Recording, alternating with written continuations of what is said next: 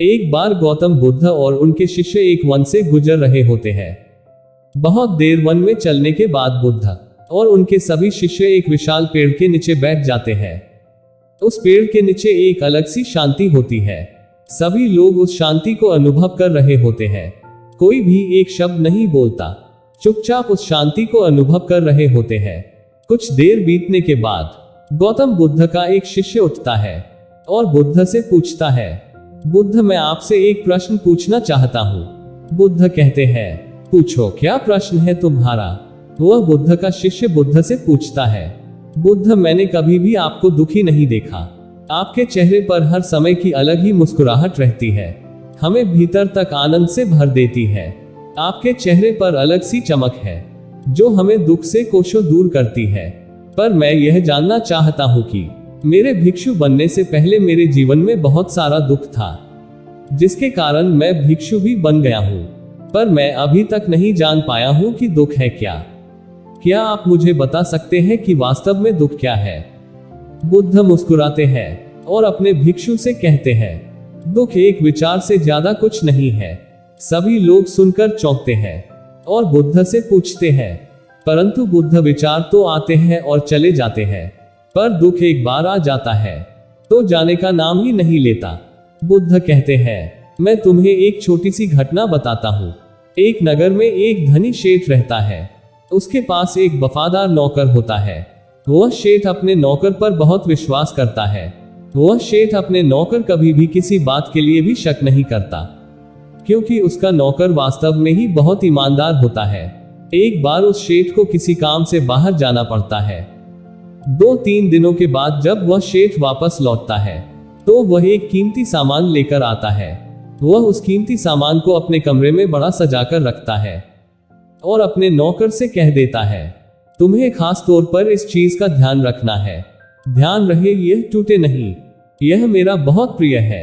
नौकर कहता है, मालिक, मैं पूरा ध्यान रखूंगा, आप चिंता न करें। अगले ही दिन वह नौकर पूरे घर की सफाई कर रहा होता है। सफाई करते करते वह शेठ की उस कीमती चीज के पास पहुंचता है और उसकी भी सफाई करने लगता है। सफाई करते वक्त वह कीमती चीज उस नौकर के हाथ से फिसल जाती है और नीचे गिर जाती है।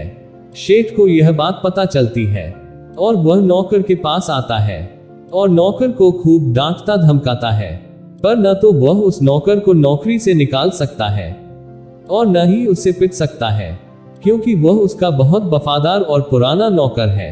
इसलिए वह डांट धमकाकर ही उसे छोड़ देता है। शेठ अपने उस कीमती चीज के बारे में सोचकर बहुत दुखी हो जाता है। रात होती है और शेठ अपने कमरे में लेट जाता है। शेठ को नींद नहीं आ रही होती है, वह बहुत बेचैन होता है। बेचैनी के कारण शेठ अपने कमरे से बाहर निकलता है और देखता है कि उसका नौकर निश्चिंत के साथ खराटे लेकर सो रहा होता है। वह यह देखकर और क्रोधित हो जाता है। सेठ सोचता है, इसने मेरी इतनी कीमती चीज तोड़ दी और उससे बिल्कुल भी चिंता नहीं है। मुझे यहाँ नींद भी नहीं आ रही है और यह आराम से सो रहा है। पर सेठ कुछ कर नहीं पाता, क्योंकि वह उसका पुराना और वफादार नौकर है। सेठ अपने कमरे में वापस चला जाता है। अगले दिन सुबह सेठ सोचता है, मैं इस समस्या से कैसे निकलूं।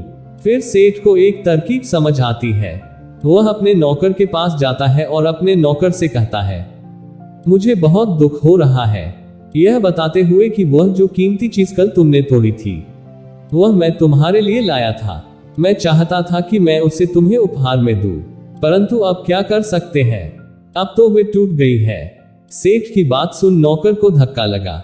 नौकर सोचता है, अरे यह तो बहुत बड़ी गलती हो गई।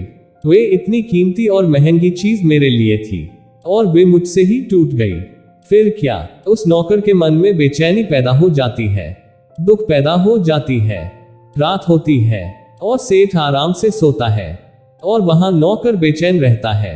उसे नींद नहीं आती। क्यों नींद नहीं आती? क्योंकि अब उस नौकर ने उस शेठ की उस कीमती चीज को अपने आप से जोड़ लिया, इसलिए वह दुखी हो रहा है। पहले उस नौकर के मन में यह विचार नहीं था कि वह कीमती चीज मेरी है, पर अब उसके मन में यह विचार है कि अगर वे कीमती चीज न टूटती तो वे मेरी होती।